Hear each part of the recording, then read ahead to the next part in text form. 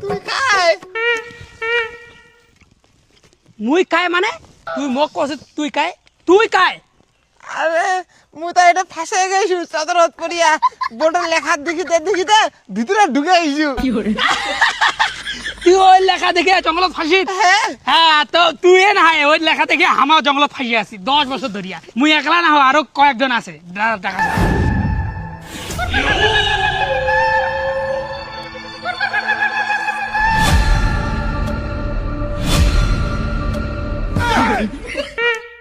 ওই আটা নয়া মাল আছে আর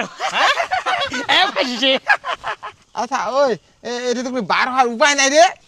আরে ভাই উপায় থাকলে কি আমার 10 বছর ধরে জঙ্গলখানে ফাঁসি থাকি